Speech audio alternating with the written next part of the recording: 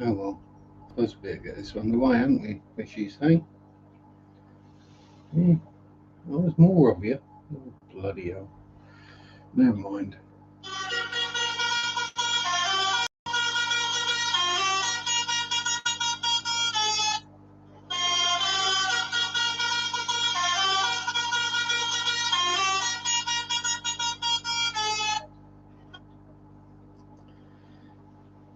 Hello, hello, hello. Good evening. And welcome. And sorry, not sorry for fire truck baby sharks on. I hope all are well. Evening, Andrew. Yes, thank you very much. Bruce, just goes to show the useless stuff I store in my head sometimes comes in useful. And Dennis, back new hit doing PT 3 days, 3 times at home. Oh, sweet, only in there a day. So hope all goes well for you, Dennis.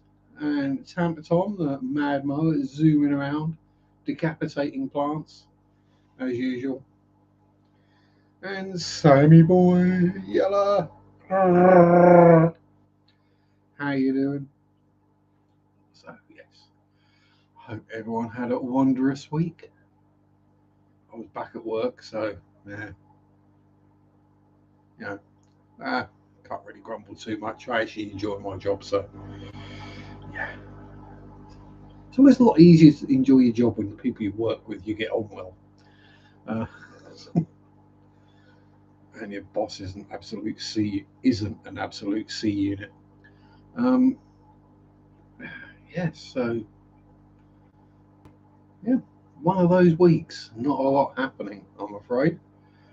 So other than obviously Dennis getting his hip replaced, he'll be boogieing on down very shortly. Hello, Debs, me dearie. How are you?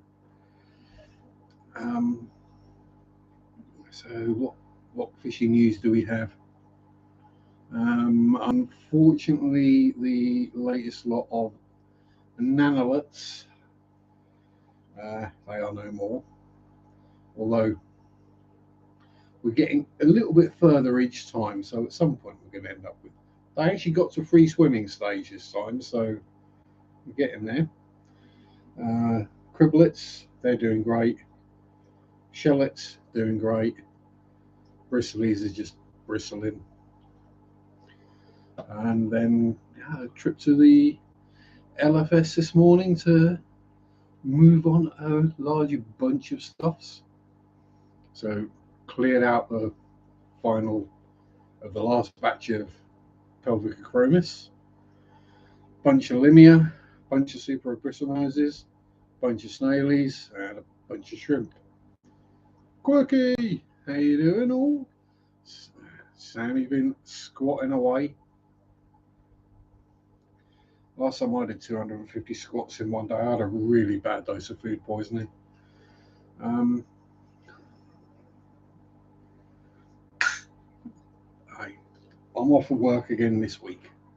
The unique way I managed to book my holidays this year, week off, week on, week off. Um, this is a shorter week though. This is only a 9 day break, or is it? Yeah, no, 8 day break.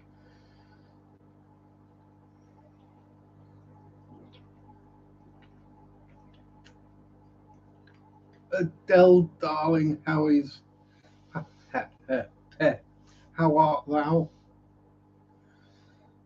I saw something today that made me think of you and all my other Australian YouTubey friends.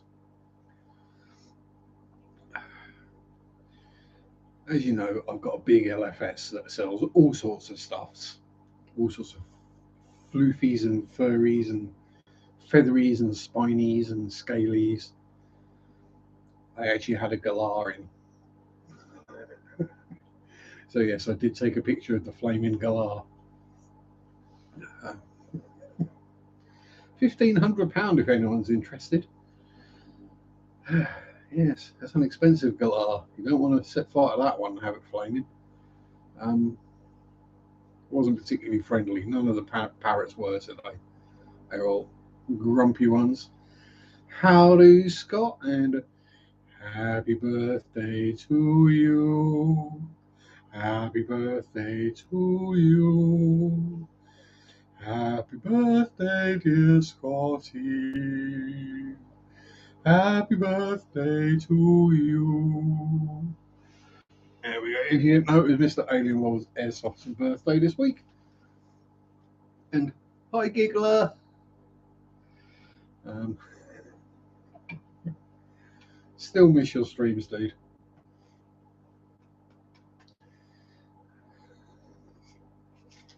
It's just basically now a page sitting there giggling, which is always good. So, along with Adele, the more redheads, the better. Yeah, I'm weird. I like my ladies soulless. Um, I don't know. What more can I say? 40 now, officially old. Yeah, still a bubba. Yeah, still got 7 years on you. Uh, and my midlife crisis is cycling. You got buffery and glitchy. Uh, Everything looked good here. Let me just check me numbers. Could be the UK being warm or random stormage going on in between. Let me just check what we got. Yeah, my internet is good. We're at a 50 megabyte upload. Hello, Crystal. How are you? I mean, it's like what? A couple of continents and half a world away. It's just the Dell's upside down internet service. Yeah, those jokes never get old, do they? It's one of those. Yeah, the world must be flat because otherwise all the Australians would fall off from people who don't understand how gravity works.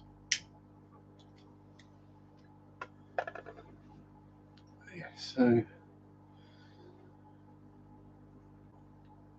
hello, bonsoir, Angelique. How are you? It was a bit warm today, hence today's title, which is the Norfolk for it's hot today. Bit wamba.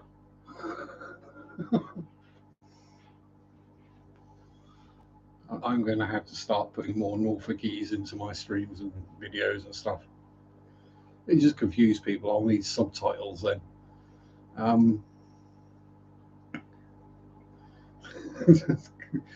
As the Dell face plants, face palms, not face plants. We don't want face planting. Face palming is acceptable though. Usually, my jokes is the best thing to do.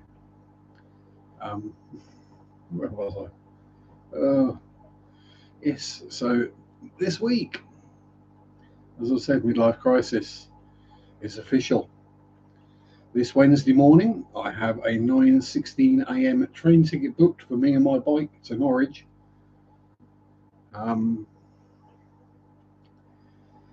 And from there, cycling 50 miles to get home. Pardon me, with an overnight stop. Yes, we don't want face planting.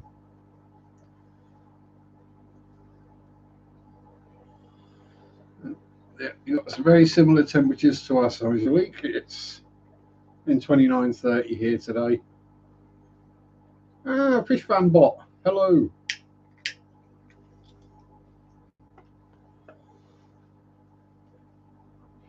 Only 29 degrees. That's cute. Yes, I know. We were talking about this last night. The what Europeans and Brits in particular consider as hot. It's because we're used to it being a lot colder.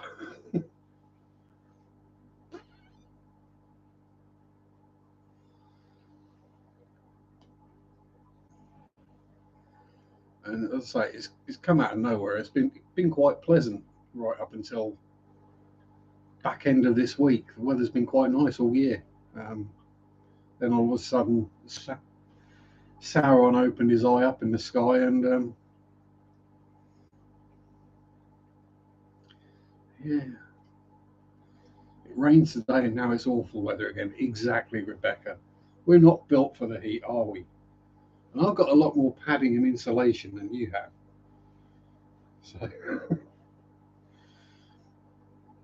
yeah, it remains to see just how bad it is on Wednesday when I'm cycling all day.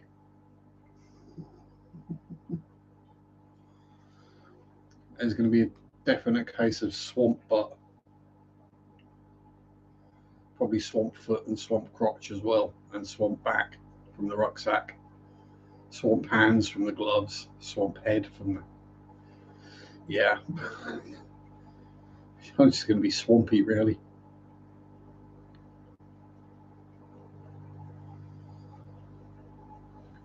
I'm also decreasing my internal insulation. I have lost 20 pounds. I know it doesn't show. I think quite a bit has been off my legs, to be honest, rather than anywhere useful. Um, some of the first cig I've ever smoked in my life. Swampy Sharpe, exactly. Going to be moist and damp and warm.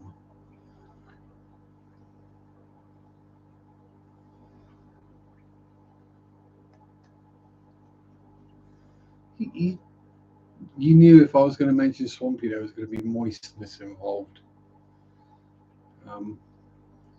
And before anyone says, yes, I am going to get some suntan lotion or sunblock or something, because if I'm out in it all day, I'm going to start resembling a lobster. And then all my skin will start flaking off. And you know, probably the last thing you want camping is to be sunburnt when you're in a sleeping bag. That wouldn't be pleasant. And it's that time of the stream when all the notifications come through. Howdy, MNC. How you doing, my friend?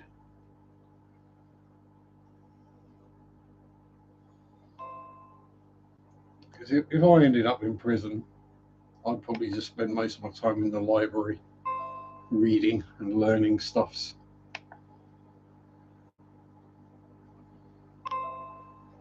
Come on, machine. Although, you know, if I do get sunburnt and it's really bad, I can just think of certain ladies and I'll create a tent.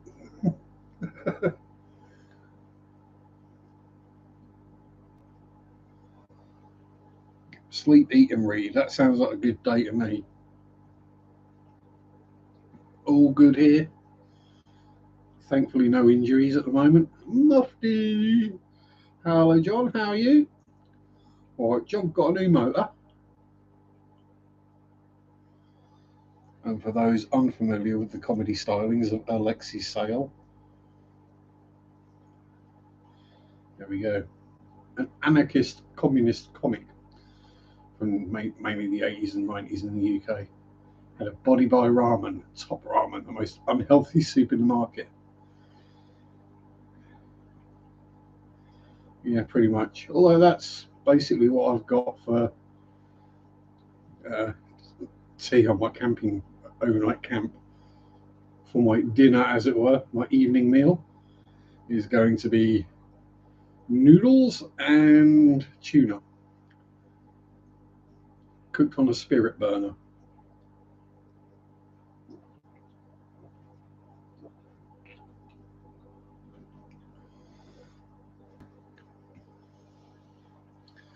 Whilst I grumble about how my legs hurt and my butt hurts, and yeah, still got to figure out something to sit on while I'm out as well. Not sure whether to take my old kneeling pad that I use for gardening and also for when I'm kneeling in front of fish tanks, or whether to take my old unhooking unhooking mat from when I used to go fishing. Food in prison was a stretch to call food. I got old and rejected food from schools, so I ate ramen 3 times a day. Fair enough. School food wasn't the greatest. I mean, it was better than it is now, because back when I was at school, we hadn't had Jamie Oliver come in and ruin everything. It was the last place Mary worked. There was one where part of the menu, the dessert on the menu, was parsnip flapjacks. And I wondered why that didn't go down well. Yes, Jamie Oliver, celebrity chef, decided that he wanted all the kids to eat healthily so they didn't get fat. And while I applaud the thought behind it, you know, keep the kids healthy, that's always a good thing. The making everyone have to eat healthy food that they might not necessarily like or be able to afford is never a good thing. And we all know how picky some children can be when it comes to food. It's like they will only eat cheese and onion Pringles or chicken nuggets and chips. Okay, take that away. Now what are they going to eat? Well, nothing. Or they're going to be going home for lunch. Hello, Trash Cat. How you doing? Good to see you again. Oh, Sammy's on the pole again.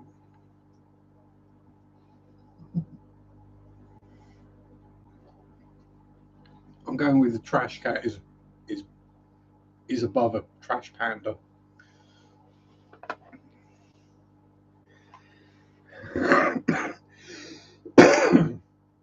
I'm in the pecking order of trash animals. Well, I think probably at the top would be a trash bear.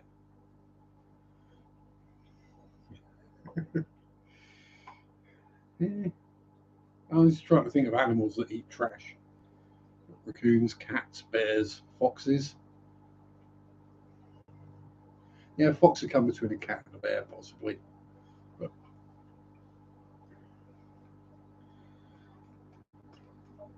yes.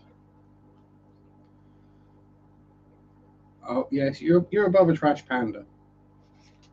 I mean, trash pandas are cute, but you know, not as cute as a trash cat. So let's put it that way.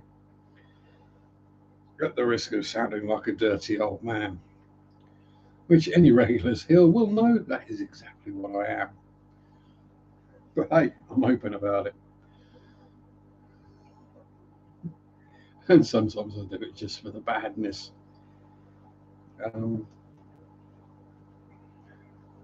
know, so I'm about as politically correct as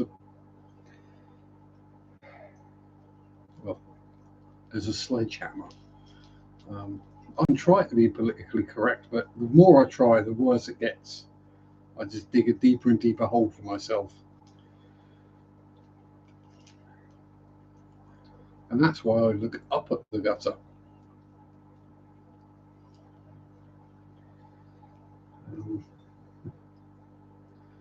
Yes, so, and so anyone who wasn't in Andrew's stream last night, Aquarium Daily, very good stream. Went on a little. But yay! I won the quiz. I don't say dirty old man, just call you Sharpe. It means the same thing. Yes. Or people get very confused and mistake me for a permanent marker pen. Good day, Craig, or should I say good night? Get yourself some kit, my friend. You've got a lot of tank cleaning to do, as usual. I did mention your name, Andrew.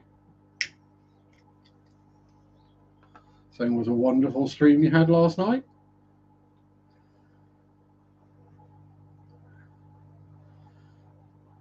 aka Mr. Pie Man.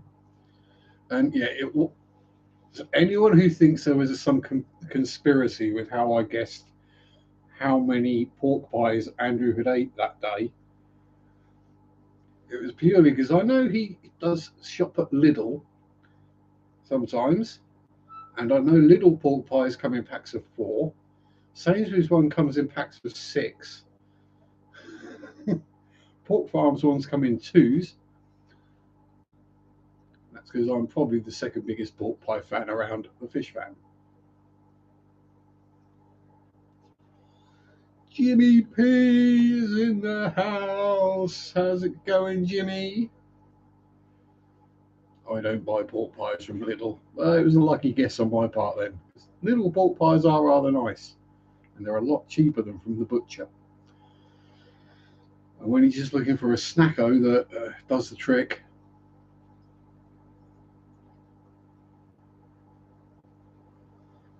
but at least it wasn't Stargazy pie or jelly deal or boiled trotters.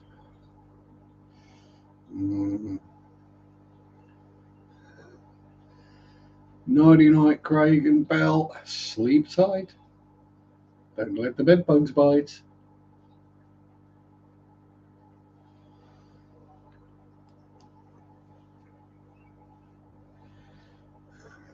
Yes.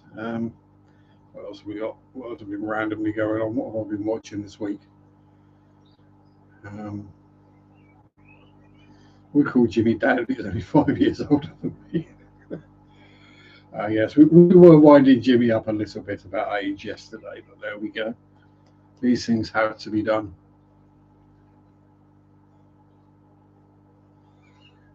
If I was all nice and polite and sweet towards Jimmy, he'd start getting worried.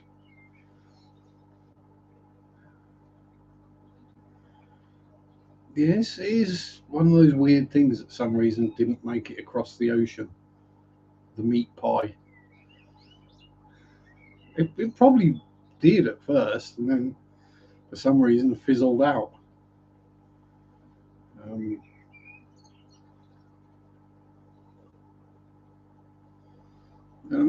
so at least the first couple of years, it would have mostly been game that was being eaten, so game pies would make sense.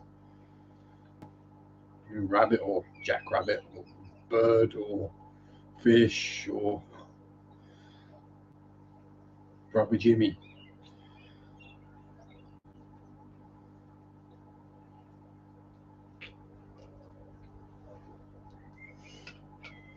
See you, Jimmy. That was an old Russ Abbott character, wasn't it? Yeah. Well, I thank you for that, fishfam bot. Do not forget to give a thumbs up, fishfam. Most people have.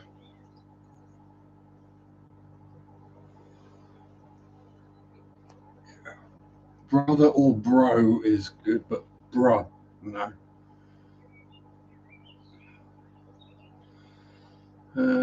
Howdy, Aqua Garden Zen, how are you? Any new fish? Not this side, Jimmy, no. Sold a bunch this morning, but I haven't bought any new ones. Although we did clear, I always use the royal we did clear out enough limia that we're going to be able to empty that tank. When I say empty, I mean we're just going to put back in there. So then I will have somewhere to put, the next batch of super red bristle noses that are in a breeder box, or the pelvic chromis, or whatever else happens to breed next. Oh, pardon me. My plan for next week, pardon me, is to contact another LFS. They won't buy. Hello, Muppers. How are you? And Greg. So contact another LFS. See if they want any limia or super red bristle noses or anything else. I'll say they don't pay, because legally they can't, because they're in a different district council. But they do livestock swap. So I would basically just have a bunch of shrimp, which I could put back in my shrimp colony and freshen up the genetics and have a bunch of shrimpies to sell on next time. Yeah, it's not the most efficient way of doing it. Transform, swap super red bristlenoses for red cherry shrimp, so you can sell the red cherry shrimp, but I can sell the shrimp a lot quicker than I can sell bristlenoses, or super reds anyway. Yes. I do have the swear filter turned off, so if you feel the need to swear, you can. Oh, it says 40 gallon salty is just about finished. Sweet. So that will be, what would I? See, if I did a salt tank, I'd probably just want all the things you shouldn't have in a salt water tank. I would probably go with mollies to cycle it, because I'm that kind of person. I refuse to do a fishless cycle. And then once the gunk had built up in the substrate enough, I would definitely have to have a sea cucumber. One of the pink ones, because they just look so perverse. That's just something I did see in the LFS today. Not the sea cucumbers, I had a load of them, but I had some baby moray eels that were like that big. And someone was going, "Oh, we could get one of those. They're lovely. Oh, look how lovely that little eel. Oh, that'd be wonderful in our tank." I'm like, "Look, 3 tanks along. Why?" That'll show you how big they get, because they've got a full-grown moray eel. It's like that kind of size. It's about 3 foot long, 4 foot long, or something. And I'm like, that's how big it'll get, and it'll eat everything in your tank. G'day, Marquis Mark.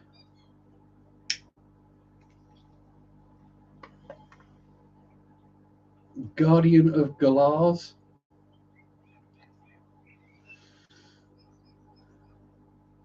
"10 months and 7 days. Well, right. Everyone who isn't Sam, close your eyes for a few seconds, okay? Don't say I didn't warn you. If you're watching this on replay, close your eyes until I say open them, right?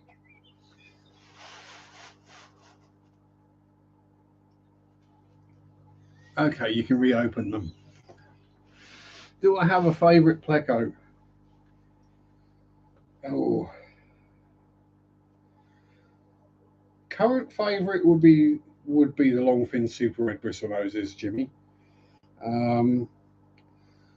But I would love to get a pair of blue or green phantoms and breed those, despite the fact I'll probably not be able to sell them.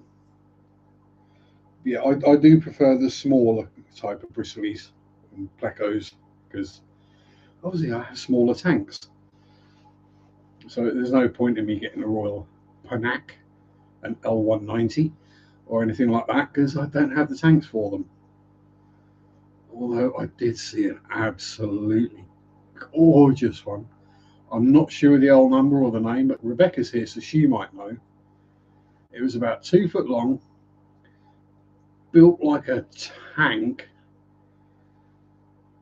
It was like a bulldozer, but it was the same colours as a lemon blue eye.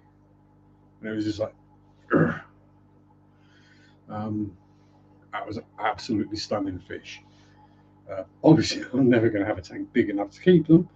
And probably not a bank balance big enough to afford them. Close my eyes now, mower and I stuck in a ditch. Oh dear. Sorry about that, Tom.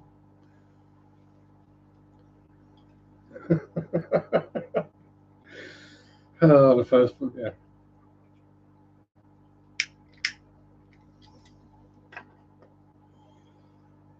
Showing feet on stream is probably in several cultures around the world highly offensive. But I held my feet are offensive enough as it is. You'll note it was my left foot, not the right foot, which has got the shrapnel scarring underneath it. You don't want to see that. Um, yeah. Okay, maybe I should have said no. Either close your eyes or look away from the screen.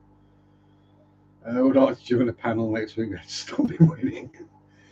If I'm around and home from, what am I working next week? Oh, next Saturday. Yeah, I'm off work next Saturday, so I should be able to. If you chuck us the link, I'll see what I can do. I should be around. I might not be very alive, as I say, Wednesday, Thursday, I'm doing the ride, so I might be vaguely human again by Saturday.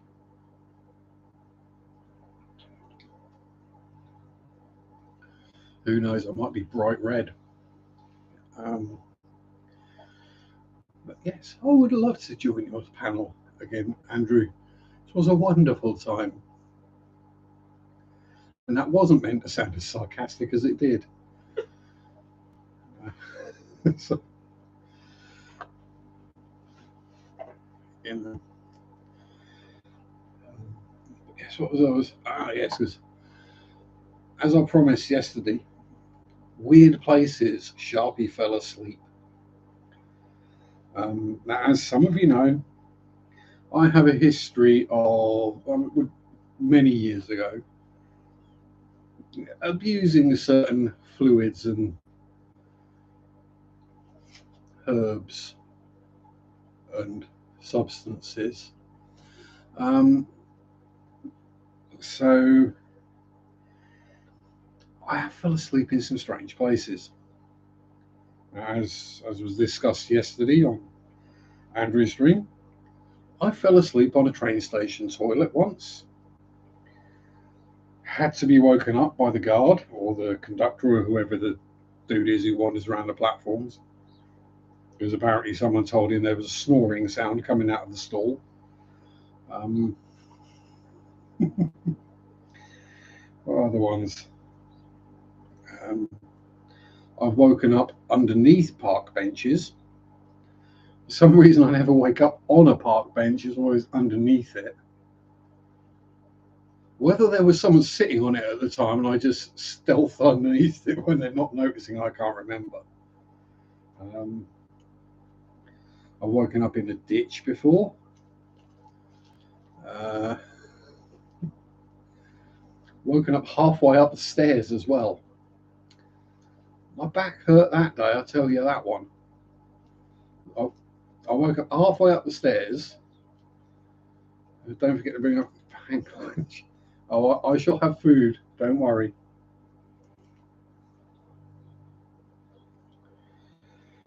It might be pork pies. There might be a chunk of Stilton involved. We don't know. Younger lad fell asleep in one house and woke up in another. Ah, yes. When we were little ones and we got put into a car seat or something and we fell asleep, got driven somewhere, and you wake up somewhere completely different. And you're like, what the? Huh? What? What happened? Mexicali, how you doing, Jorge? And Dee Dee dear, how are you? Mwah. You're 21. Yeah, I was around 21 when I was doing these things, Jimmy. So yeah, it must be an age thing. Um, yeah, waking up, head down the stairs, feet up on my back. I still have no idea how I ended up in that position. Obviously, I've woken up cuddling the toilet bowl, woken up in the bath after a particularly messy night. Um, woken up in people's back gardens. Not because I've been out camping or anything like that. Just literally just passed out. Oh no, you're not flooded the fish room again. Donna's not happy. She's doing well cleaning up the mess. Bless. We all loves you, Dee Dee. More Dee Dee is more better. That's what I say.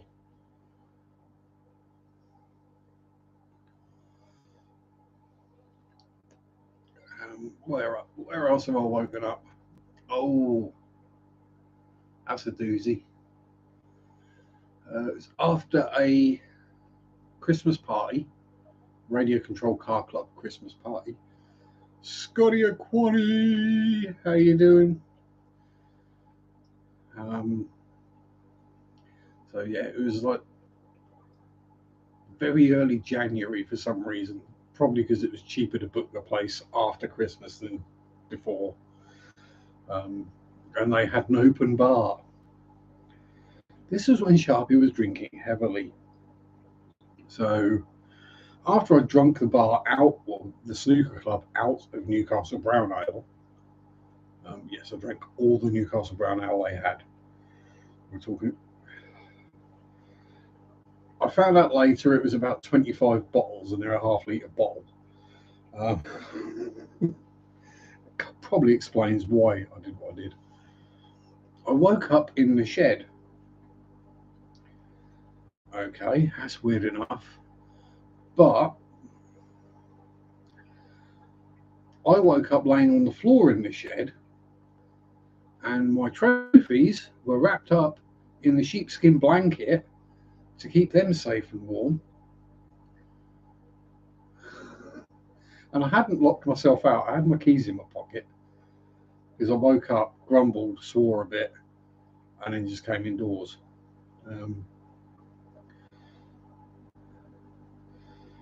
DD's good with a quick wipe up. I'm not going, not touching that one. I don't want to know what DD's been wiping up quickly with old beach towels. Evening, Mr. Moist Toes. How you doing, Al? And Jenny Lynn, how are you? Good to see all the cool kids are here again. 29 people. Wow. Don't like sneaky, but that's good. Doesn't water make it? Yeah, exactly. You use water to clean things, so it's not that you spill the water that makes it dirty. It's the fact that the water cleans the dirt off of whatever else it landed on. Oh, pardon me. See, that's what happens. Oh, yes. Yellow's got his socks out. Yep, I see.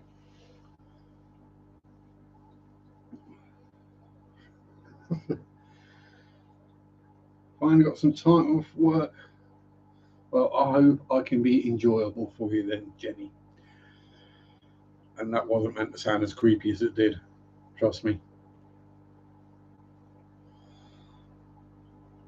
I can sound creepy without having to try. I just have to take my glasses off and smile, and it's creepy enough. Gives Pennywise nightmares. Yes. Why is the camera pointing in a weird direction? Why are we pointing at an empty tank when we've got full tanks over here? There we go.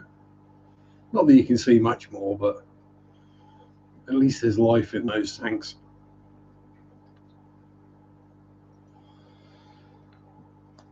Mind you, I've not had a filter running in that old shrimp tank down there. It's not had a light on it for months and months. Probably a good 4 or 5 months. There's still bloody algae in it. There's still snails surviving in there somehow. There must be a nitrate soup in there by now.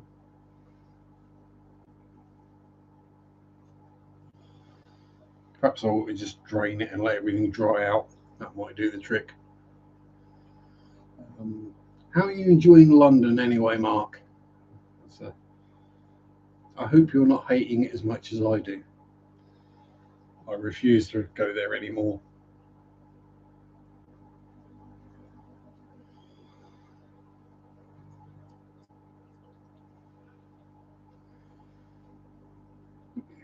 It's a hole. It's not. It's just far too busy for me. I don't do busy, crowded places very well anymore.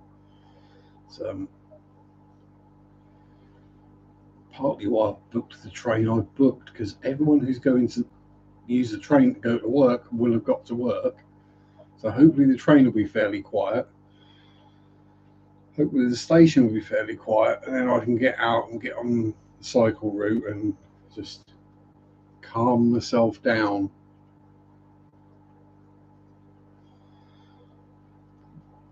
Get out in the countryside and start filming. Um,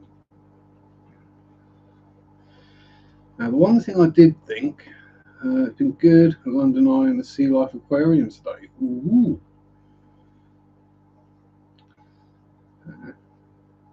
So I've not done the London Eye, but I kind of know what London looks like. So, Sea Life Aquarium, I think I did that when I was a wee lad. When I was a little one. Because I'm originally from not far outside of London, really. Just the other side of Essex. Um, and also, if I go back down that way, my accent will switch back as well. And ain't nobody want that. This mutt scent is far nicer than my southern one. Uh, it's, it's not good. Um, yeah, so I was thinking, because obviously there is a time lapse feature on the GoPro. Um, would anybody be interested in time lapse videos of the cycle routes I'm taking? Um, it'd be no audio, it would just be a bike zooming along country paths and roads and things like that. Um, Obviously, then stopping the time lapse when I get to somewhere I want to film or take a break at, or oh, Danny boy, the canister filter pipes need cleaning. Be no audio, so you wouldn't have to put up with the heavy breathing and the hacking and the snotting and the coughing. There might be sweat drips on the lens, but so I'll give it a go. We'll see what happens. So I did record my cycle ride to work just to see if it works and whether it's watchable. So I think it's one frame every second or something like that, or less than that probably even, because the ride to work takes 5 minutes and it was a 20-second video. So yeah, as I'm going to be taking a break every hour or so to have a drink, something to eat, and nicotine up, and minorly deswampify my various parts. It'll probably be decent sort of length clips, as it were. And I'll be filming some of the more interesting things I may come across on the route. Farmers' daughters, that kind of thing. Um,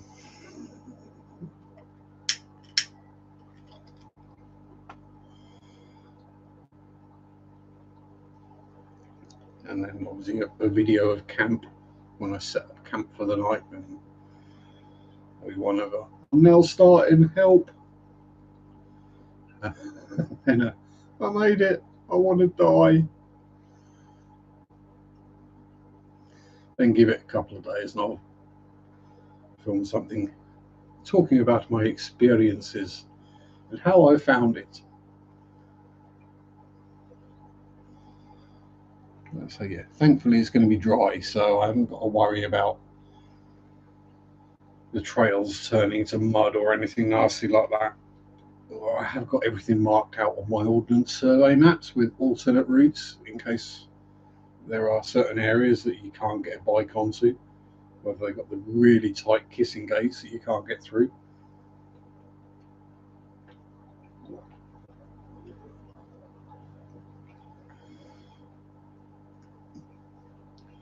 I just got to remember to turn a right when I get to Red Wings Horse Sanctuary, because that road goes on about a mile and it's a dead end. Last thing I want to be doing is add an extra couple of miles to the trip.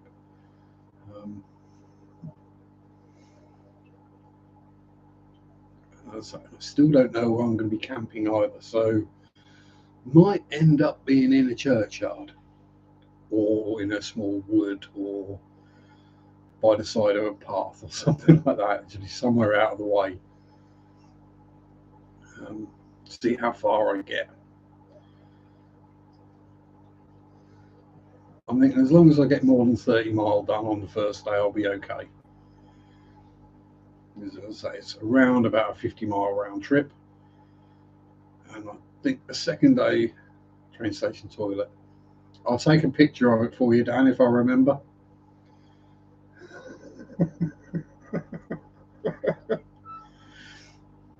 I'll stick it out on Facebook. Last time I was here, I fell asleep in this toilet. Yeah,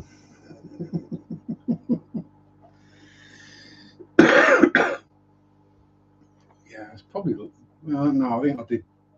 I've been to Norwich train station a few times since then, but yeah. So, the memories. Actually, I might have to clean my tyres because you do have to go past the Wetherspoons on the route where you're going through Norwich. I'll just steer clear of the Wetherspoons entrance. Ironically, it's called the Queen of the Iceni, or Iceni, if you actually pronounce it correctly.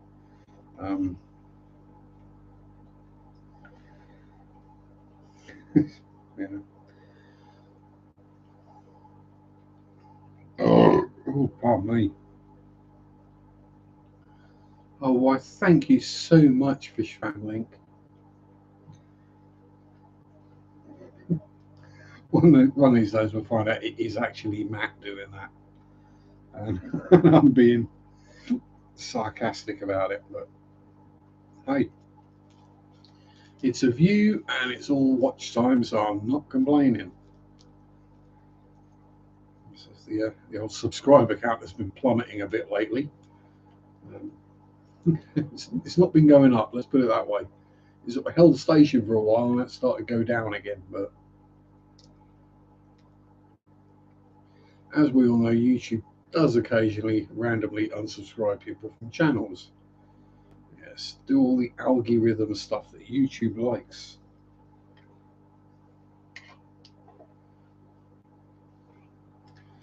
Yes. Click like, subscribe, and ring that bell. The notification bell, not the bell notification.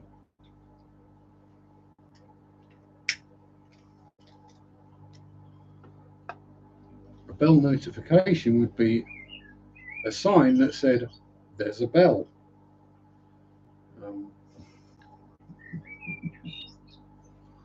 So it's just one of those weird grammar things that bugs me, like burglarized. No, it's not burglarized, it's burgled. adding way too many letters to that.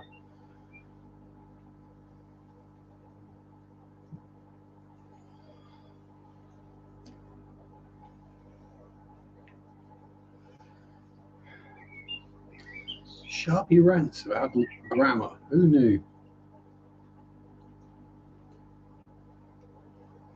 While swigging on a daddy bowl.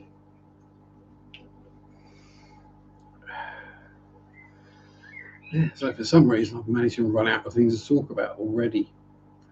That's never good, is it? Quick, someone give me something to talk about. Any questions? Which we just refers. Yes, and when you're referring to a person, it's hanged, not hung. Exactly.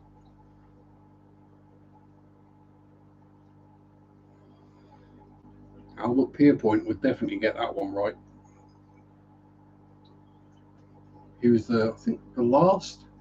Yeah, it was. I think he was the last British hangman. Big Shrimpin'. Howdy, Steve. How's it going? Who is the lead singer of the Queen? The lead singer of Queen is currently Adam Lambert. It used to be Freddie Mercury.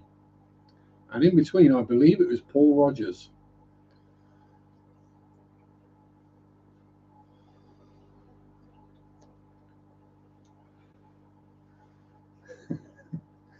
And then people change people realize they've typed the question out wrong and rapidly change it.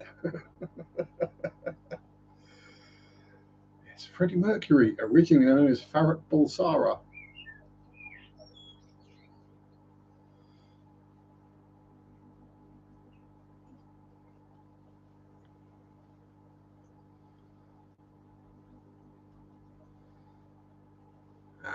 Actually, is what? Howdy, Bruiser. Back to work. Right, let's have a look at some fishies, shall we? Because fishies are prettier than my ugly mug. Shock horror. Sharpe cleaned the algae off of the Shelly tank this week. So if it actually focuses on what I'm pointing it at, you might just be able to see the cloud of baby Shelly dwellies in there. And the adult's giving me the side eye. What are you looking at?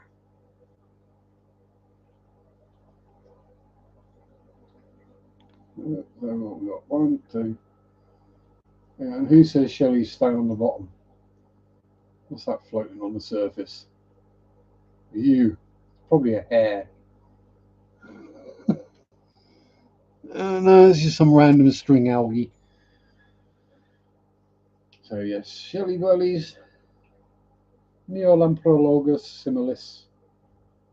And as I said, a huge batch of fry down the middle there, which isn't in the middle of the screen, but next to the rock, all over the place. What are you looking at, Willis? What does it say? Oh, camera cable's tangled up again.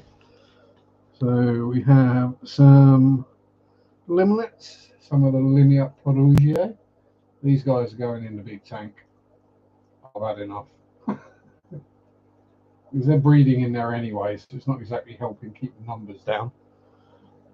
And then yes, just Pleckmageddon. Just Pleck everywhere. What the Pleck?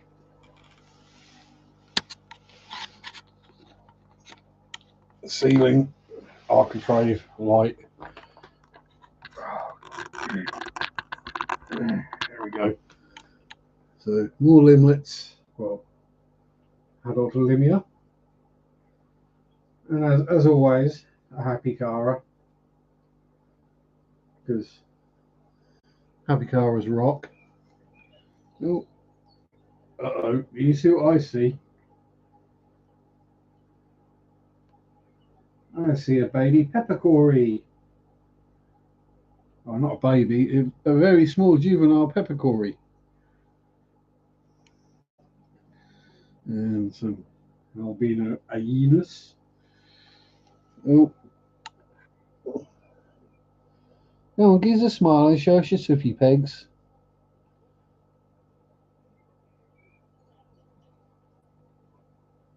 No, you're not gonna show us your teeths. You're having a snooze, aren't you? Who else is in here? Baby Linear taking a poop. It wouldn't be a Sharpie stream without at least one fish poop. But yeah, that is. Somehow we are managing to breed cories in there. Result.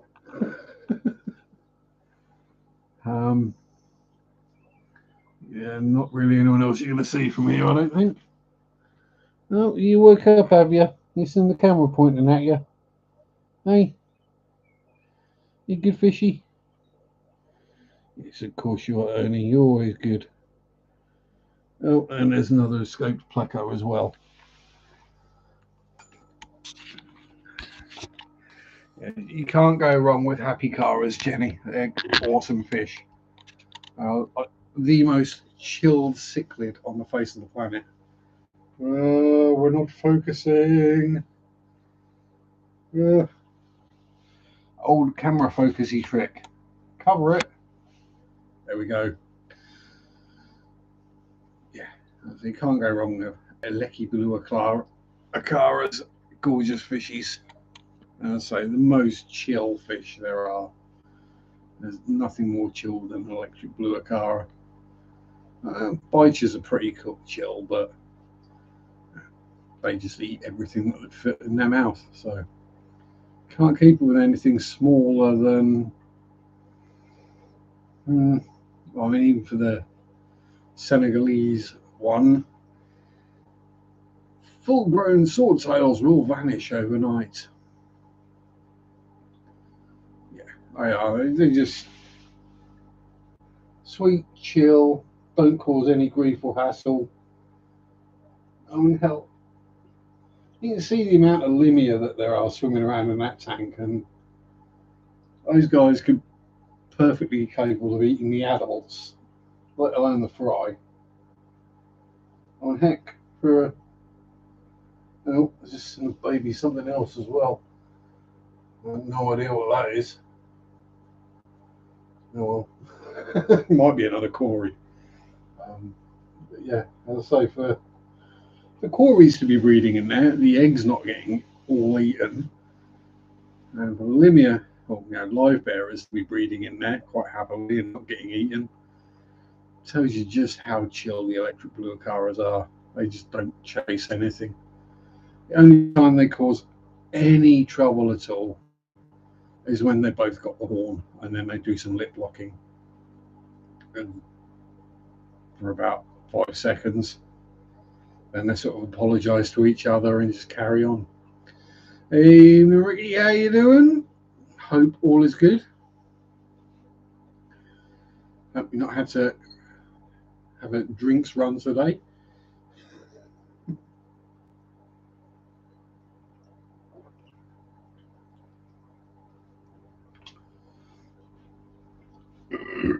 Oh, for some reason I'm extremely burpy today. No booze today. You're having a dry Sunday. Probably the best. Give your liver a bit of a break at least. So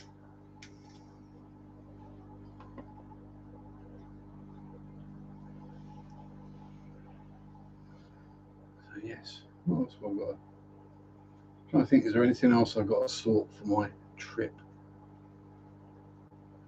Here you go. Here's a question. To anyone that's done camping in the wilds in the tent, what one thing have you forgotten and wished you'd not forgotten, or wished you had that you didn't have when you got there?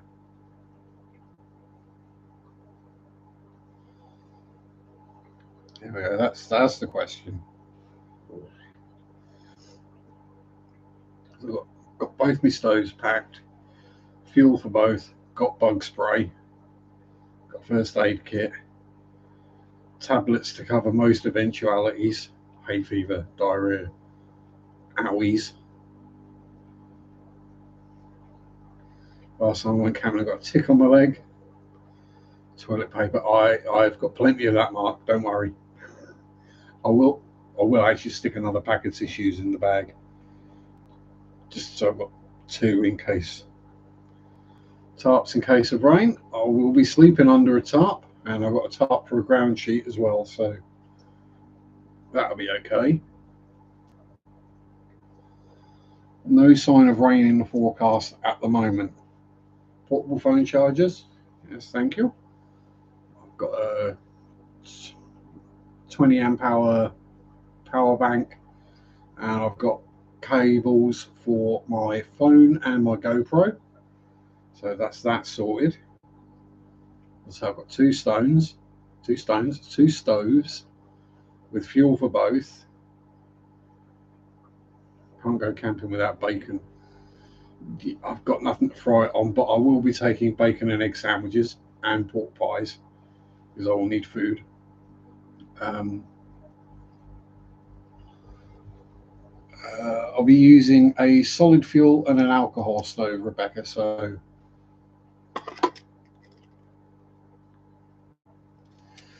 that's all I need. Although I will take 2 lighters. I'll take a gas one, a Zippo, and a box of matches. I'm going camping this week, Ricky.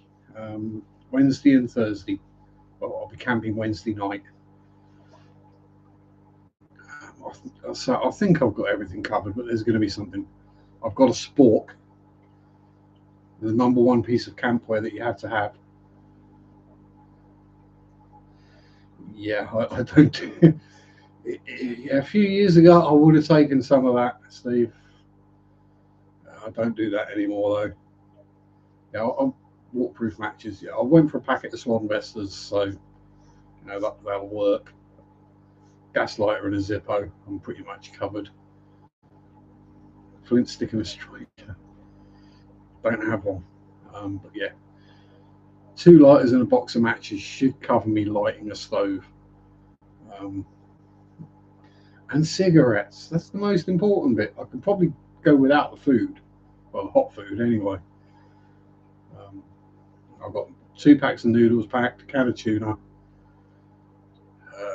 some protein bars, chocky bars, coffee, hot chocolate, Horlicks, which is a malted drink for the aid of sleeping. Before anyone thinks it's something else, high on the hog. And yeah, I think me cycling while high is probably a bad idea. The last thing you want is a munchie attack in the middle of nowhere.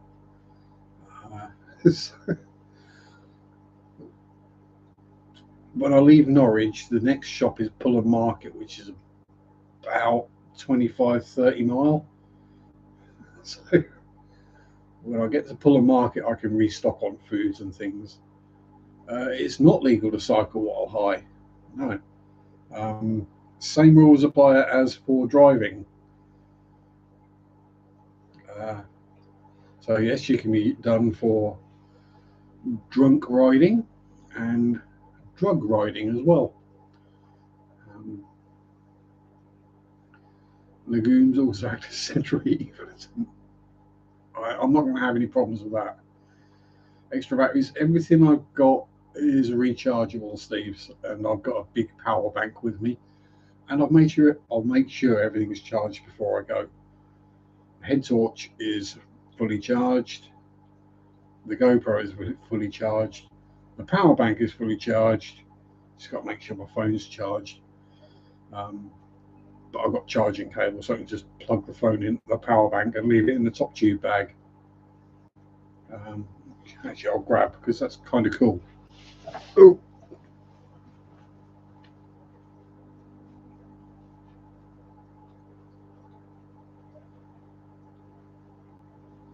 So, and this isn't a posh name brand one. This is a cheapy Amazon jobby. So that sits on the top tube of the frame. Handlebar stem goes through there, so it doesn't do that. You can stick your phone in the top. So if you're using an app to navigate or something, you can stick your phone in there and you can see the screen, hence the things to kind of keep some of the glare off of it. Got quite a bit in here. I will be taking 3.5 litres of water, which is what, 7 pints. So top tube bag, so we got protein bars, chicken and vegetable cup of soup,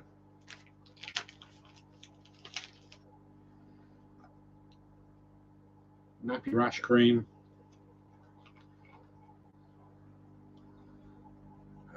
antiseptic cream,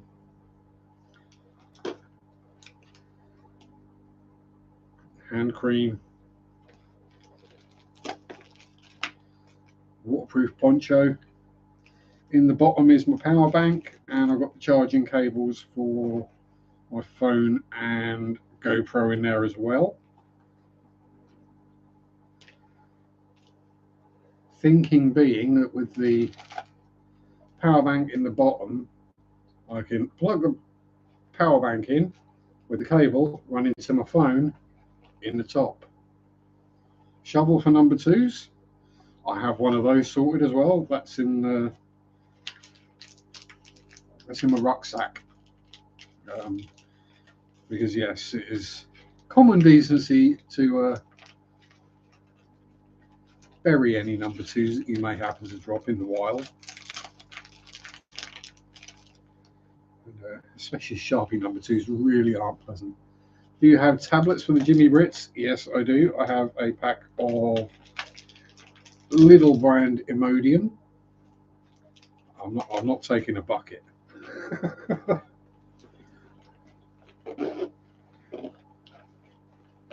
But when I come back, we will be able to answer the ages-old question. I'm not quite sure what you're supposed to put behind that bungee there, but something will go there. And the Ordnance Survey map will be strapped across the top. And navigation as well.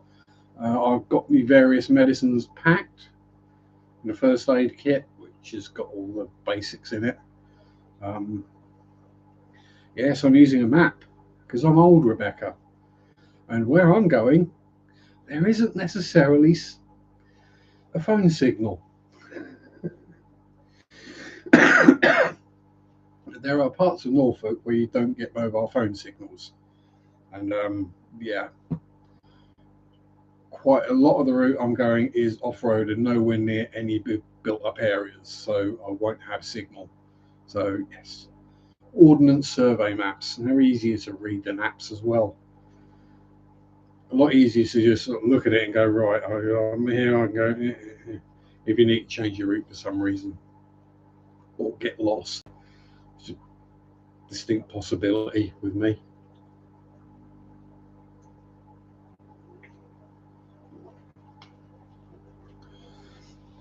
Well, I say get lost. I mean,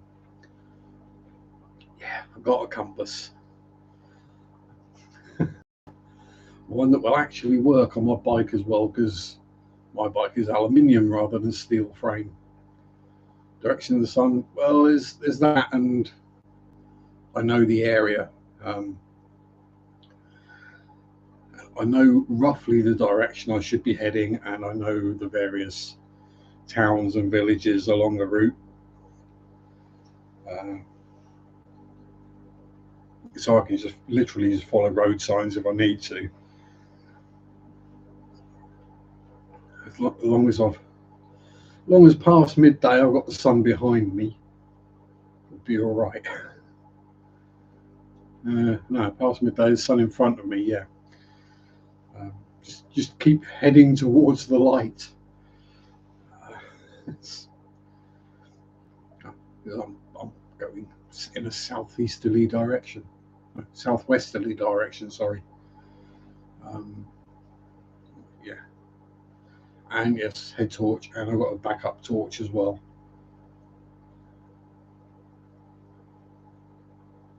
Most ridiculous direction I heard was take a left from the big oak tree. Yeah, that's a good direction. Yeah, I've heard ones like, yes, you go down there, blah blah blah. If you get to the oak tree, that means you've gone too far. You need to come back, and it's the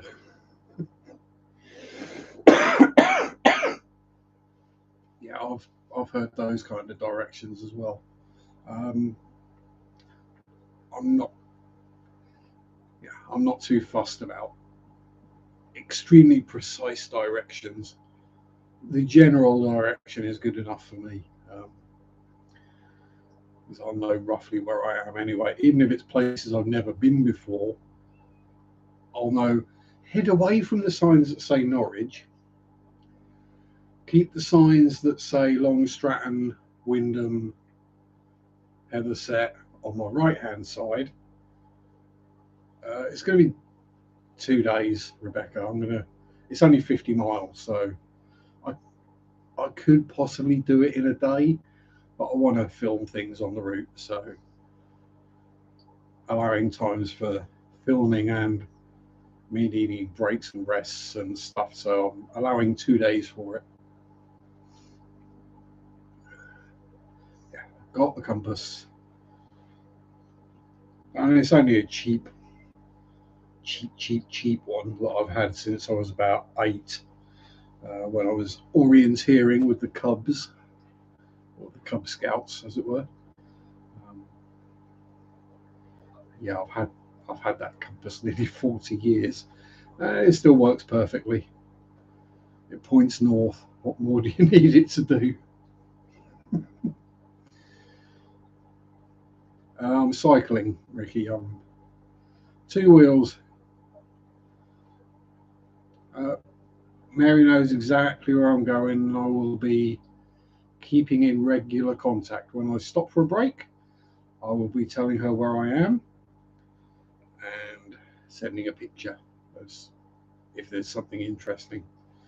But yeah, Mary knows where I'm going. She knows the route.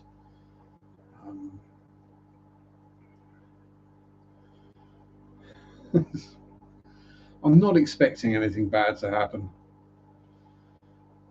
It's not like I'm going to get savaged by wild animals or whatever. It is.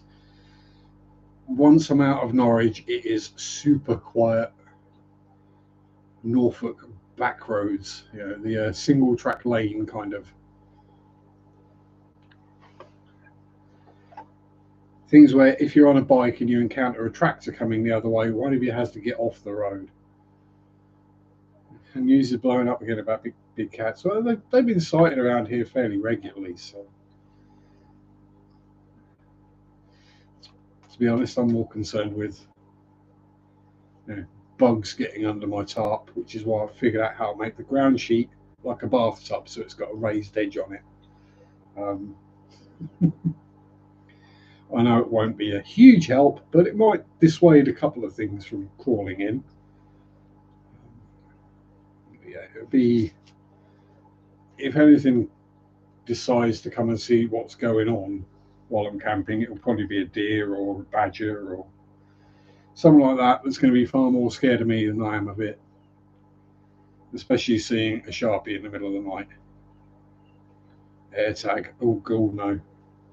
No.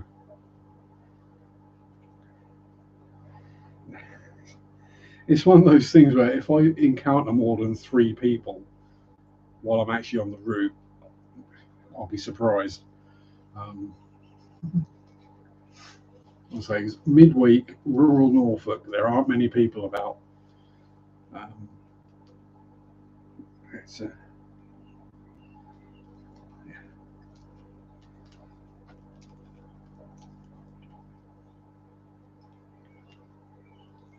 I'll have a knife with me as well, and a walking pole, trekking pole, just in case I get murdered, they can find the body. I mean, here's the thing, chances are I probably know anyone I'm going to bump into.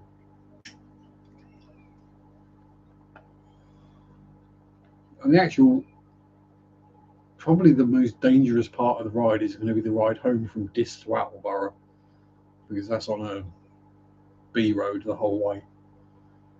No, it's a proper posh folding, telescoping trekking pole. Mostly taking it not for walking, but for just in case where I end up stopping for the night. There's not really anywhere suitable to hang my tarp from, then I can do a tarp tent using a walking pole as a tent pole. So the emergency crew can find me quickly. I've got the app on my phone anyway. It's what 3 words, which basically narrows you down to, I think it's a 3 square meter patch of ground that they can find from just 3 words. And yes, I know the Victorian ones. Yes, a sword cane would be awesome. Highly illegal, not quite as illegal as a rifle inside it. Yeah, the old cane rifles and the sword canes were cool. But yeah, it's best for me not to be handling firearms or long blades while I'm out in the country, because given what I'm like, I'm just going to shoot myself in the foot or stab myself in the leg.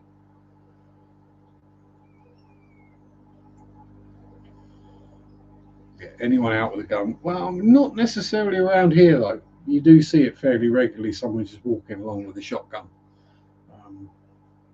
and nobody bats an eyelid because it's a rural area. You know, if you're out on a walk and you're walking through the countryside, you'll see people with a shotgun broken over their arm. it's, you know, it's rural, farmy area. Excuse me. Yep, bunnies, pheasants. That's the main ones. Yeah, countryside, exactly. That's one of the reasons why I'm thinking I might do the old time lapse of the ride, because then people will see what I mean by butt end of nowhere. I mean, there's plenty of videos up on YouTube of people walking the route, and if anyone wants to see where I'm actually going, that's where I'm actually going to be following.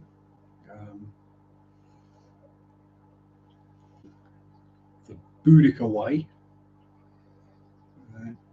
Joe Jackson. He's got some very good videos on it, as has. It's on the route that, or it's part of the route that Boudica took. Well, she took the Roman road, but I'm not riding down the A140. But yeah, it starts out pretty much where, in a similar area where the Iceni or the Iceni were from, follows their route towards Colchester. Am I looking for druidy things? There's the remains of Venta Icenorum, the Roman settlement from Norwich. There's where a henge used to be. There's Saxon burial mounds. All sorts of things. But I'll say, I'm not looking to rush through it. I'm just looking to enjoy it and stop off and film any interesting things that I find. And I got a bit of a list, and I've got a few places highlighted on the map that I want to stop off at. As I say, Venter,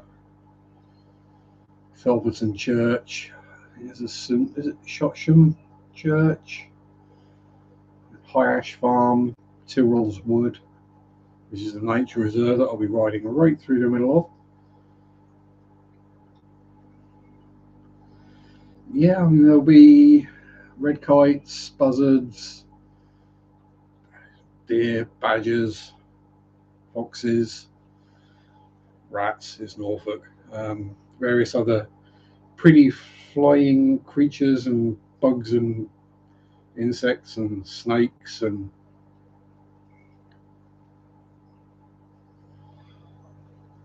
I'll say some ancient woodland, Roman roads, all that kind of fun stuff. I'll say it's an interesting To me, at least, it's an interesting thing to do. It'll get me fitter. Pardon me.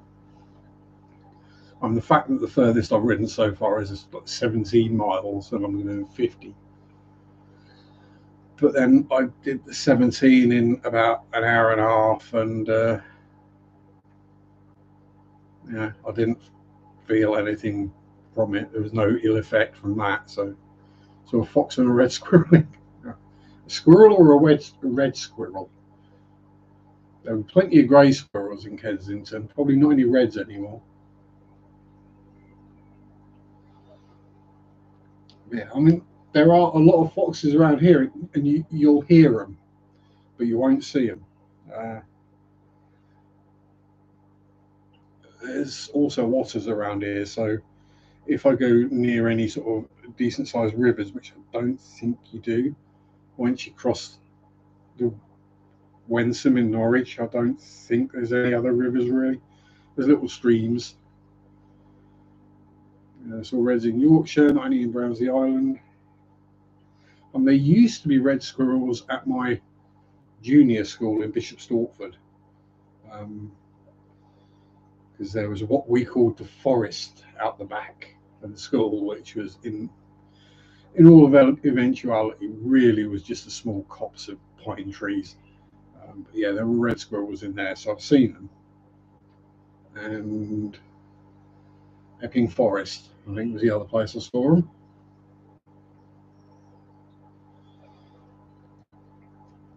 Yeah, as I say, it's one of these things that if I see or find anything, they don't let you don't pet them. General rule: if a wild animal lets you get close enough to pet it, don't.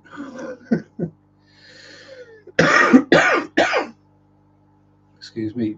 Buckingham Palace. Prince Philip probably went around shooting all the greys. The immigrants. Bang. Probably did the same at Sandringham as well. This is another one I might cycle to.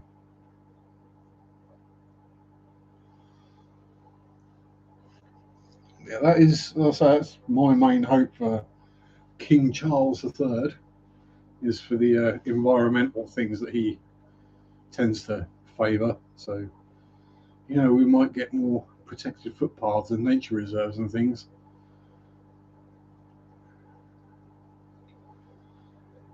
Yeah,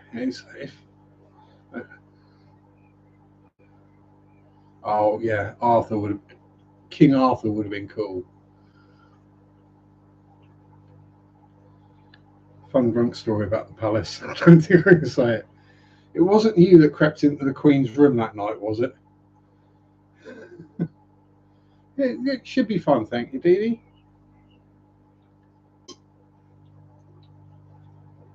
Other than the physical pain, peed on the wall. Yeah, it's all right. We don't treat it like the Alamo. You might get a bit of a fine, but that's it. If you get caught doing it. But yeah.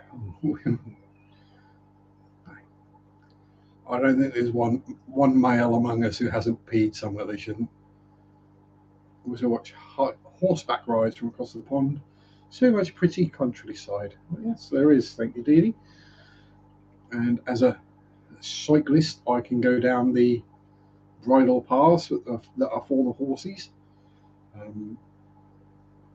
The legality on cycling on a public footpath rather than a pavement or sidewalk footpath that runs through the countryside as a protected right of way is technically, it's not illegal to cycle on them, but if the landowner sees you cycling on them, they can then call the police to get you arrested for trespass, which is kind of weird, but it's probably some law that's been in place for about 300 years.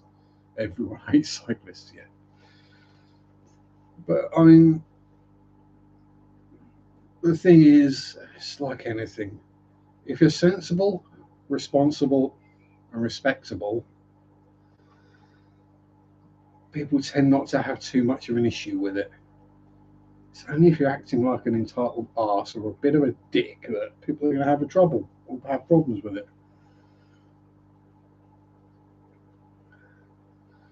Yeah, I'll say it's. I mean, obviously, to other wildlife, a horse is a horse.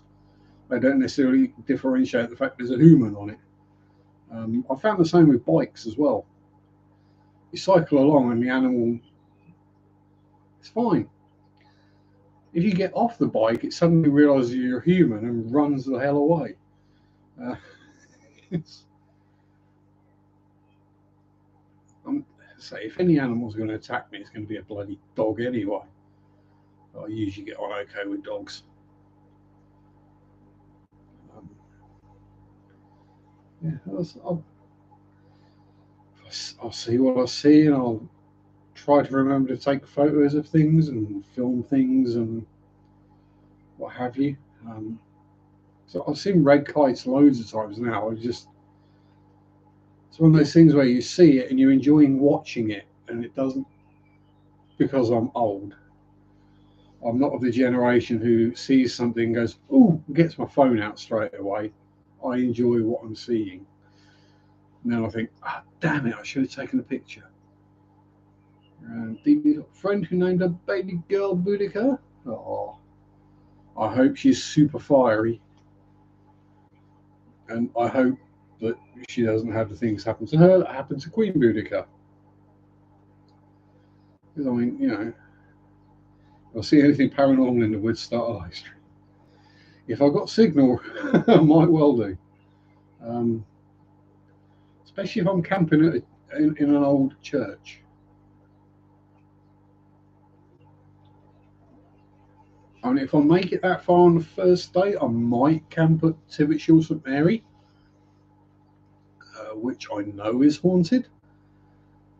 I've been there several times, um, and I'm not worried at all in the slightest about Tibbetshall's ghosts because I know them all and they know me. It is the Reverend John Boys, the Reverend's wife Helen Boys, a young lad, Wilfred. Oh, God, sorry, Wilfred. Forget your surname. Bamber, that's it. And then there's someone who got run over on the road outside, but I have since made friends.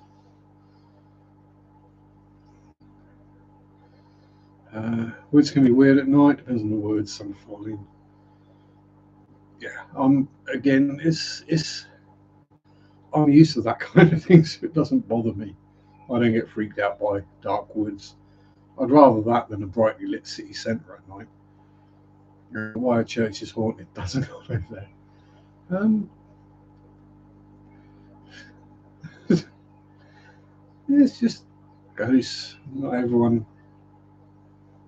Yeah, the fear of ghosts it's an Abrahamic religion thing.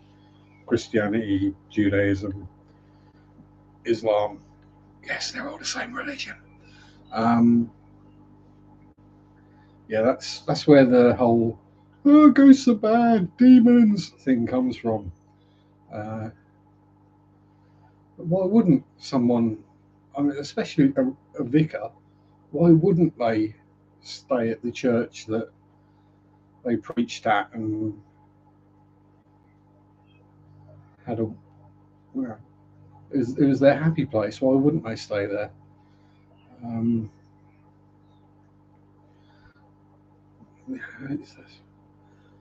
I don't put much into religion as to whether ghosts are going to be somewhere or not. They're just going to be where they're going to be. It doesn't really make a difference.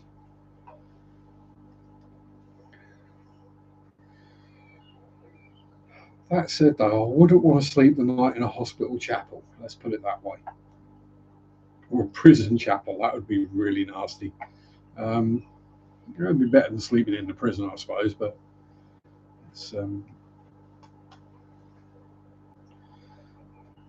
it's.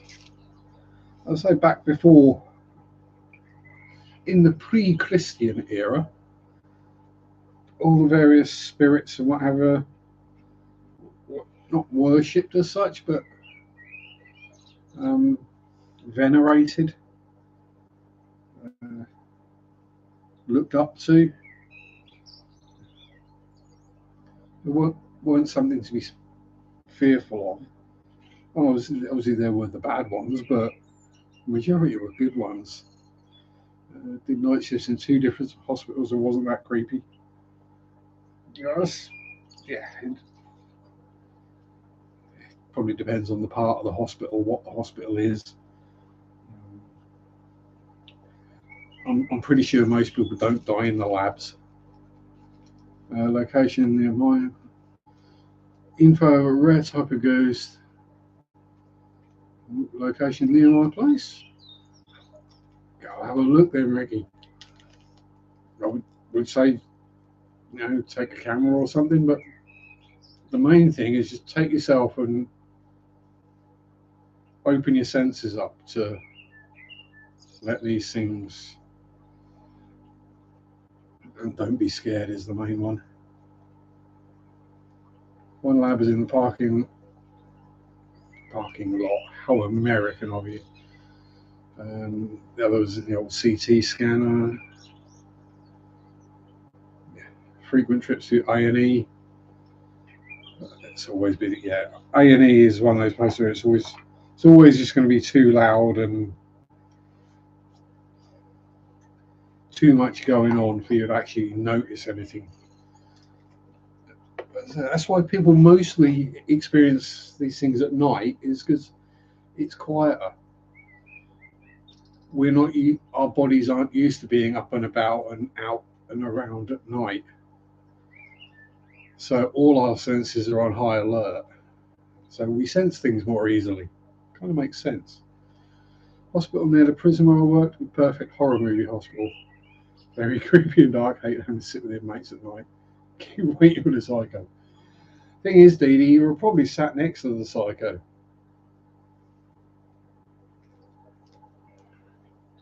But I wouldn't attack you anyway. You just give them the look. That'd be enough to keep any of them in line. Yeah. Either the arms folded or the hands on hips look. Come on, men. We all know that look. We've all had that look many a time off of ladies. It's that, oh, I've done bad. I done messed up. My lake road facility, see them and a disturbance even in the day. Just ignore them. Yeah. You can ignore it, or you can just say hello. That's what I generally do. And say, hello, I'm John. I, I know you're here, but don't worry about it. I'm not scared. You're not freaking me out. Just be yourself. You don't have to worry about me. I'm not going to do anything.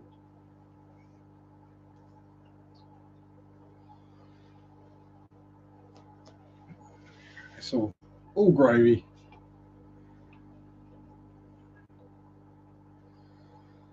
Yeah, I'll either be camping in a small patch of woodland next to a hedge. That's probably more likely to get invaded by small furry animals, or as I say, in a graveyard or just outside.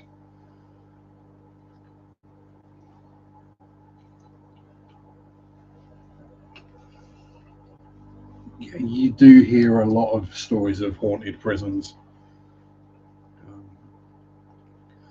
especially some of ours, which are um, some of our prisons are rather old, shall we put it.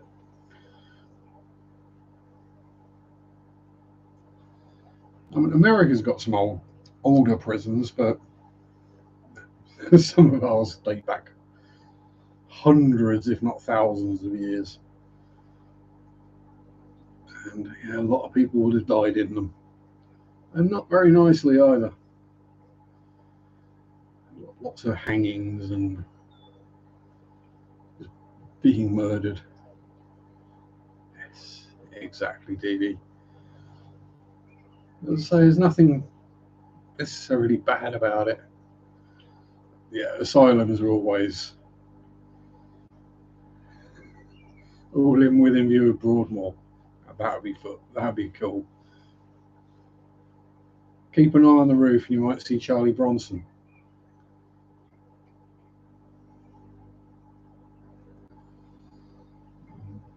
But yeah, yes. When they convert hospitals or old asylums or institutions or whatever they call them now, nut houses, when they convert those into flats, you're thinking, how many of them are going to be back on the market real soon after they sell?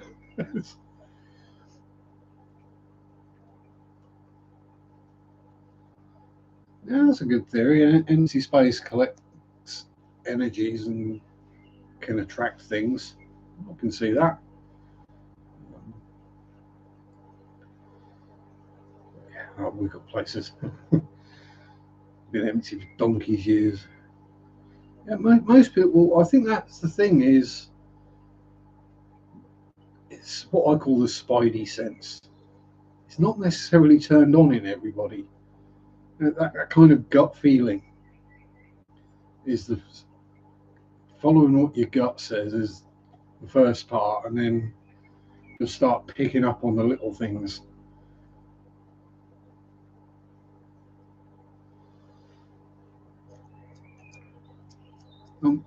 We've got a ghost where I work, so how's, how's this scary when Donna's beat off of me? So it's scary most of the time then, Andrew. You know, I mean, if you're not spilling water on the floor, then you're getting pork pie juice on a seatbelt.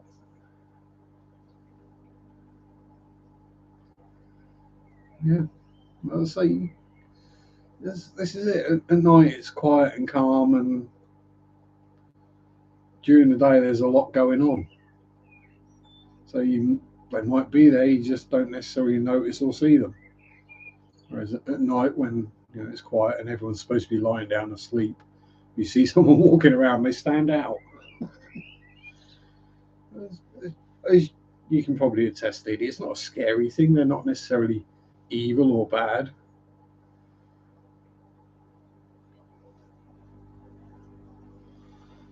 And the reason she does, Dee Dee, is because you've not been going, no, there's no monster under your bed.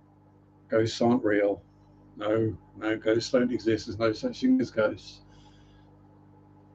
Because you're not going to lie. Because if you know and you've had experiences, you can't well and good turn around and say, no, I creeped out when someone touched my. Yes, ignorance is bliss, indeed. You're not aware of it, you don't experience it. And then you don't. Yeah, I mean, the guy at work, the ghost at work, put his hand on my shoulder the other week. Didn't bother me in the slightest. I was like, oh, hello, Samuel. Yeah, we figured out who he was. Sorry. It's still the same person. We practice again after 20th of August, after my dog's 1 year death ceremony is over. So I did a proper ceremony, so no religious or any ceremony for a year. There we go. That's it. If you follow the beliefs, then you follow the beliefs.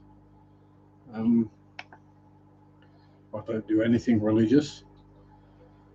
I weirdly, for some reason, I will cross myself when I enter a church. And I have no belief in any of religion, but it just seems the right thing to do. It's a respectful thing more than anything.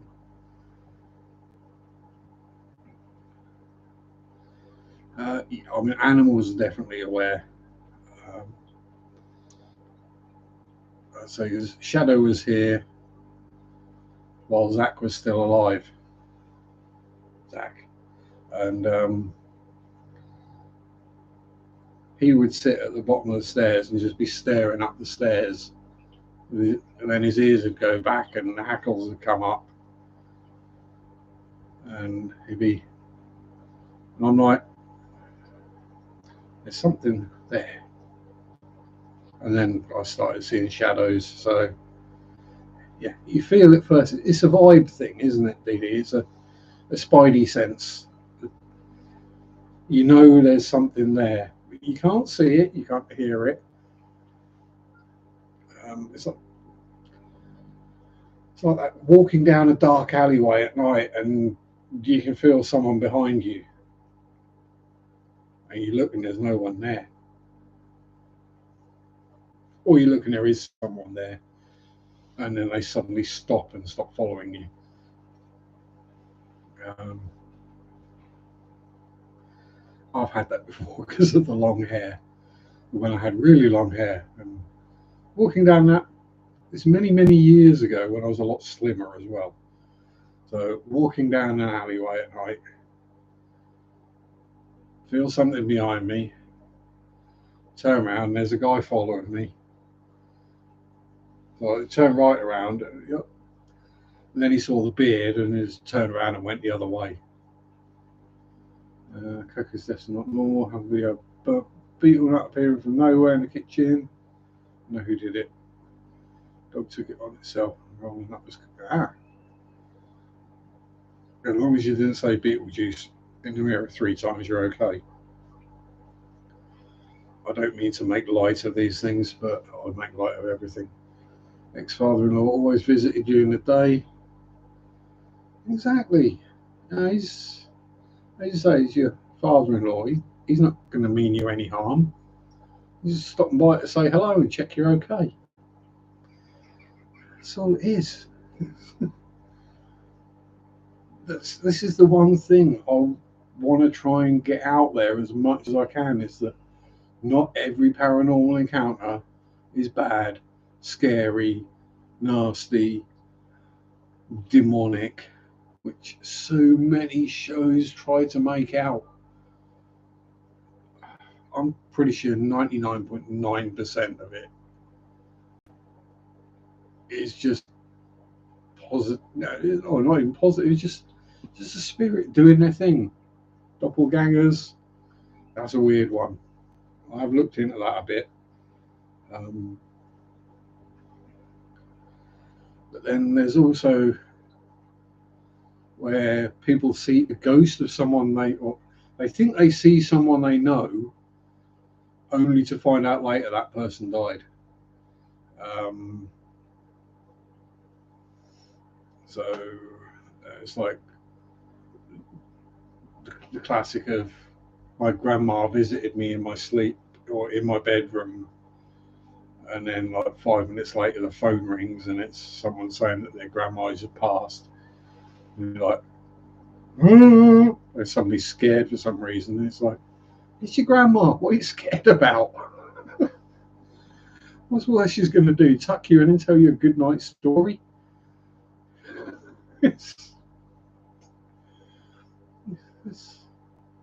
Well, that's how it was. My first experience was seeing my great grandma, having a chat with her. It wasn't anything scary. Rather than being doppelganger clairvoyance, yes. This is the thing. It's because there is little to no scientific proof of any of this stuff.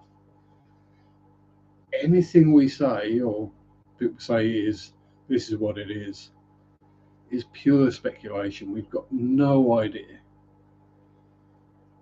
We can't even explain what a ghost might actually be.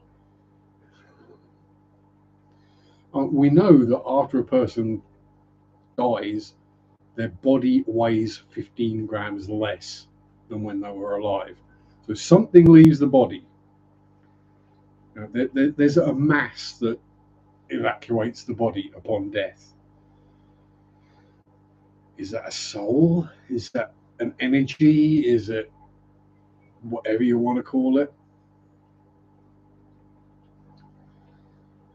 Yeah, speaking of my uncle in Salt Lake, he's only around 6 to 8. Yeah, I say these aren't there all the time. They might only manifest once a year or a decade or every 100 years or something. But yeah, apparently that study's been discounted. But I mean, us as human beings, the what we are is, in there is electrical energy. Let's be honest. As those of us, we all know you can't destroy energy. You can change it from one form to another, but you can't destroy it. So where does that energy go? Does it just float off into the ether and become nothingness? And just spread out, or does it stay compact and then maintain some kind of intellect or memory? Or I say it's the heat, but as I say, we don't know. We've got no scientific real evidence of anything. So, and I mean, I will be the first to admit I'm a scientific type dude. I like facts and numbers and proofs and all this stuff. But I've experienced enough weird stuff over my life to know that there is something else. I'll quite happily go down a science rabbit hole, but there isn't any. It's all anecdotal evidence and the occasional picture or video, which, come on, let's be honest, how much of what you see is fake, photoshopped, edited?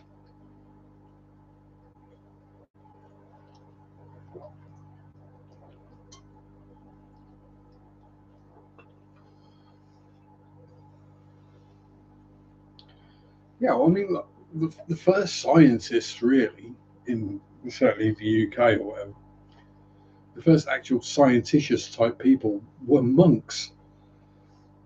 People who spent half their day praying and then studying sciences.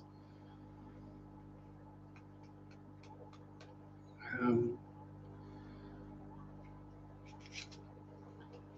yeah, and it says that you can't, if someone's not experienced something paranormal or spiritual or weird or whatever you want to call it, you can tell them until you're blue in the face.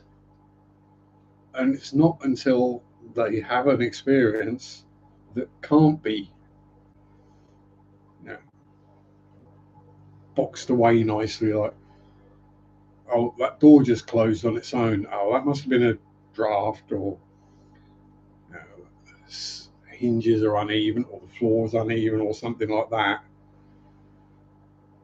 When there's something that you just can't deny, you're feeling a hand on your shoulder, hearing a little girl giggling, when, hearing footsteps upstairs. When your neighbours are on holiday, you're looking after the cats. So there's nobody else in your house, there's nobody in your neighbour's house, and you hear someone walking around up there. And it's not like a delicate, light footstep like Dee Dee would have, or Rebecca. Shadow does clump about. She's not subtle about it. Indian monk rishis were scientists too. Yeah, as I say, it's science. It's weird. A lot of science started out in religion, which, when you think about it, it's religion trying to understand something that might disprove their religion. Looking back in hindsight, they were just trying to understand how stuff worked. You know, how does the human body work?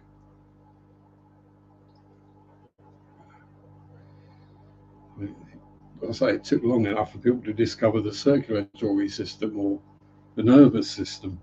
Nobody understood it. People thought bad smells caused disease. Well, correlation, that makes perfect sense. If there's somewhere that smells like sewage and you spend much time there, you're probably going to get ill. Welcome back, Sammy boy. We've been talking weirdness for a while. Supernatural weirdness. I'm trying to make sense of some of it, and I don't think we're making much progress, but it's a very hard thing to try and wrap your head around. So even to start trying to think about what kind of scientific ideas you could have, or experiments, or whatever, because it's got to be. It is a scientific experiment. It has to be redoable to get the same result every time, which isn't really going to work.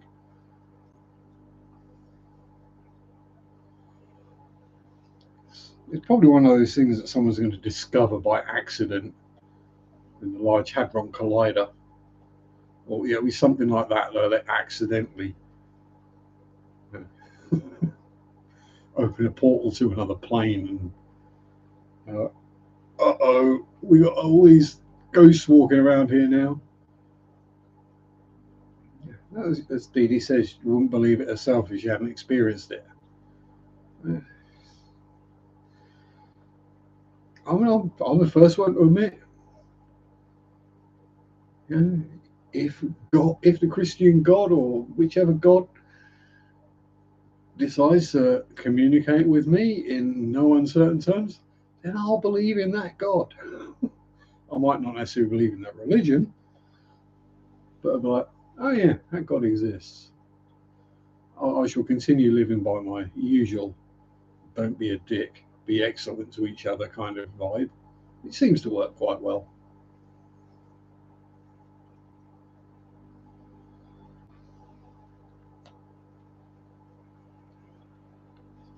Don't do bad stuff and try to live a good life. It's really not that hard.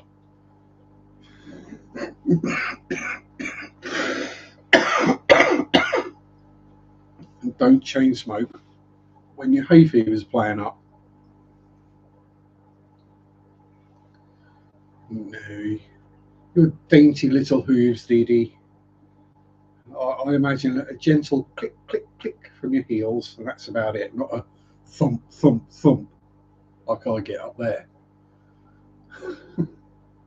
Sounds like she's walking around in hobnailed boots, which probably was, given the era that she's from.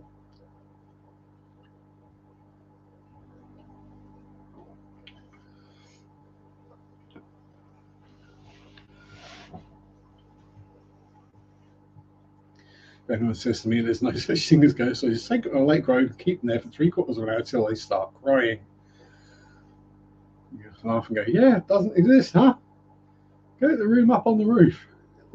I go to, they all go, nope. Even if they still say they don't believe. Yeah, well, if you don't believe, why are you scared to do it? But a person who lives a good life and doesn't think he'll be rewarded or punished for it, or a person that has a belief in heaven or hell. So I think at the end of the day, it's all trying to achieve the same thing, isn't it? It's just trying to do the right thing and be a good person. Um, but I mean, I'm going to come back and haunt something. If I get a choice in the matter, I'm going to haunt something.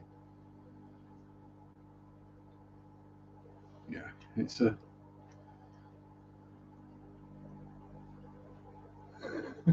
You hear a scratching noise in my room as a teenager. Until I noticed every night the goldfish are having a field day digging and moving the decor around. Yeah. It's amazing how noisy fish can be. As you probably know, I do sometimes sleep down here, especially when it's warm, because it's a few degrees cooler down here than it is up there. And yeah, you can hear the shellies chucking sand and rocks about. You, you can hear the brittle noses doing their thing. Um, you can hear when an aeroid snail this size drop from the top of the tank and land at the substrate. Um,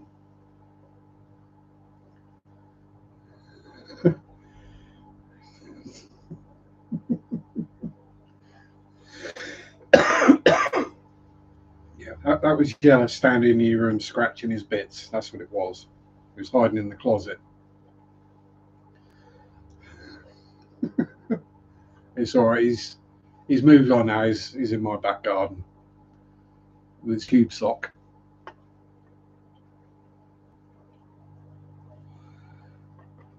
And what he doesn't say in here is that when he's doing all his squats, he does them in the nude right in front of my back door. He squats down just far enough for the tip to touch the floor and goes back up again. It's not awesome. My imagination is weird, DD.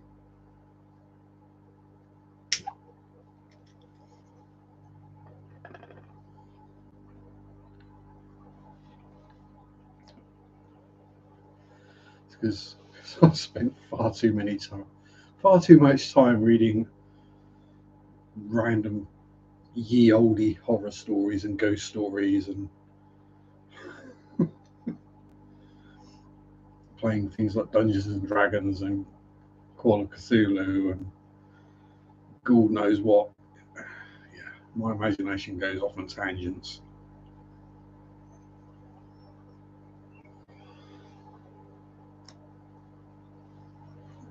If I could film my dreams, that'd freak people out.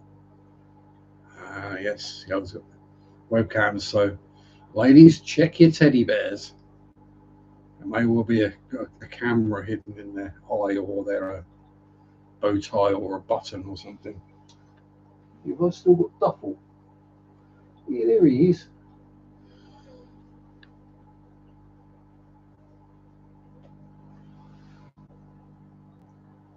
He probably needs a wash, but oh no, good Duffel covered in cobwebs. Not Duffel, it's Boothful. Go. That's what Mary got me for our first Valentine's. Boothful. I might take him with me actually on my trip. Just as a good luck charm.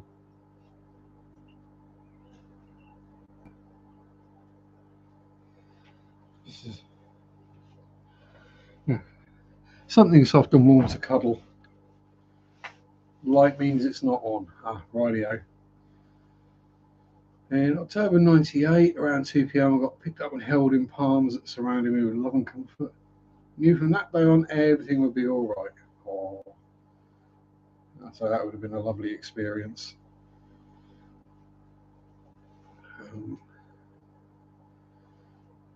It's you know, people that we've known and loved who have gone, or just generally decent people.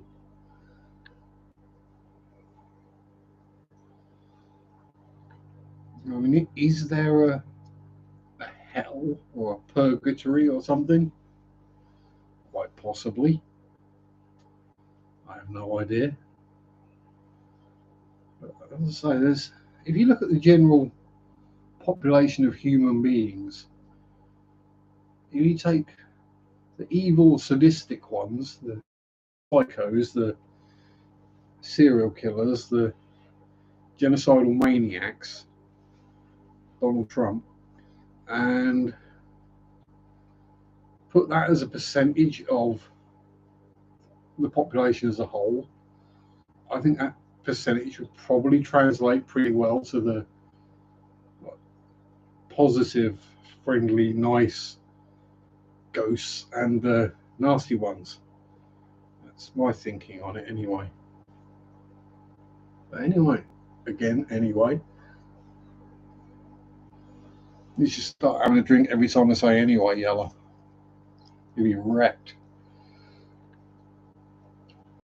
Thank you everyone for sitting here with me and waffling on about randomness and stuffs. Everything from fish to camping to getting murdered in the woods at night, to the paranormal, all sorts of other weirdness. While I open my phone up, go to Faceache and say thank you very much everyone. Hope you have a wonderful week. Wish me luck on my ride.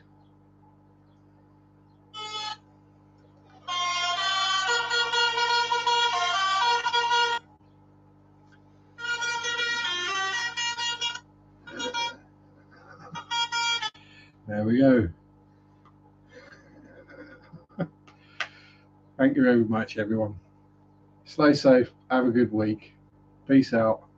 Rock on. Bye bye. Ooh.